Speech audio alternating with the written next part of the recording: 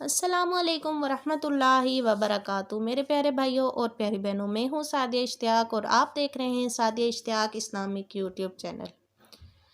میرے پیارے بھائیوں اور پیاری بہنوں، میں درود پاک کی بہت ہی پیاری فضیلت بیان کرنا چاہتی ہوں کہ فرمان مصطفیٰ صلی اللہ تعالی علیہ وآلہ وسلم کا فرمان عالی شان ہے کہ جس نے کسی کاغذ پر، کسی صفحے پر درود پاک لکھا، کوئی چھوٹا ہو یا بڑا، جیسا بھی درود پاک اس نے وہاں پر لکھا، تو جب تک وہ درود پاک اس کاغذ کے صفحے پر رہے گا، فرشتے اس کے لیے استغفار کرتے رہیں گے۔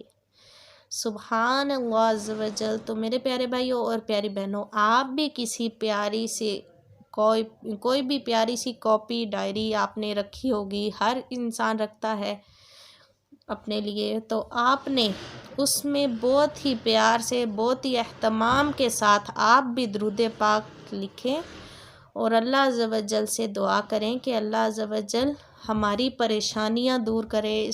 وہ فرشتے جب ہمارے لیے استغفار کریں گے تو ہمارے کتنی مشکلات حل ہو جائیں گی۔ تو میرے پیارے بھائیوں اور پیاری بہنوں، آپ بھی درود پاک پڑھا کیجئے۔ جو لوگ پہلے نہیں پڑھتے تھے تو آج سے نیت کریں کہ انشاءاللہ عز و جل آئندہ درود پاک پڑھا کریں گے۔ کم از کم روزانہ 500 بار تو پڑھ لیں۔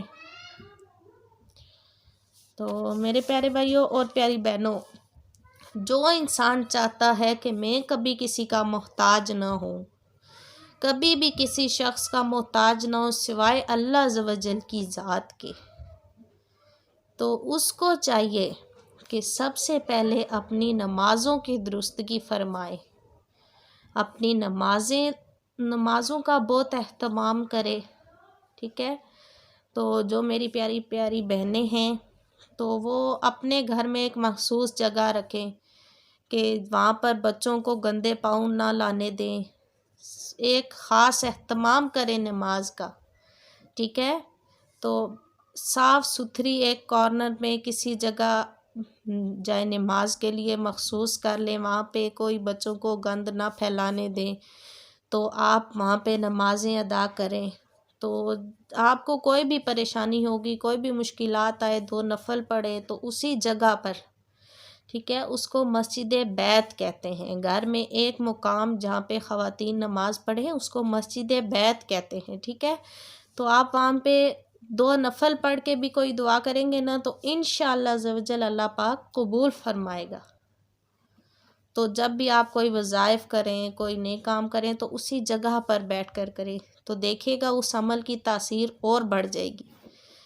تو جو میری پیارے بہن اور بھائی چاہتے ہیں کہ وہ دنیا میں کسی کے محتاج نہ ہوں سوائے اللہ رب العزت کی ذات کے، تو ان کو چاہیے کہ سب سے پہلے تو اپنی نمازوں کی درستگی کریں اور ساتھ ہی اللہ عز و جل کے پیارے پیارے اسم اعظم کے وظائف ہیں ان کو بھی اپنی زندگی میں اپلائی کریں۔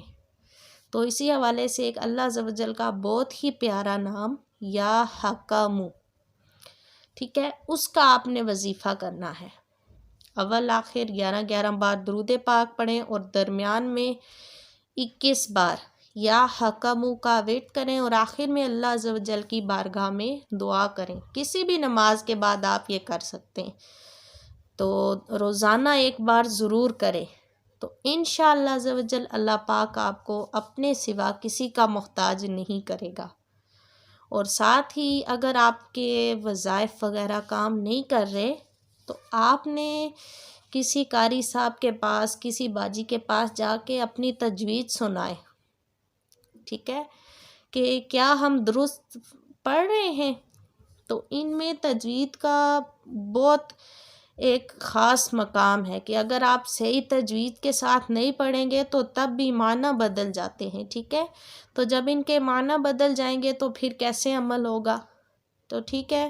تو امید کروں گی کہ آپ کو میری ویڈیو ضرور پسند آئے گی۔ ویڈیو اچھی لگے تو لائک کر دیں، کمنٹ سیکشن میں جا کے اپنی رائے کا اظہار ضرور کر دیں اور ساتھ ہی بیل کے آئیکن کو بھی آل پر کر دیں تاکہ میری آنے والی ہر ویڈیو کا نوٹیفیکیشن آپ تک پہلے پہنچے۔ جزاک اللہ خیرہ، آمین۔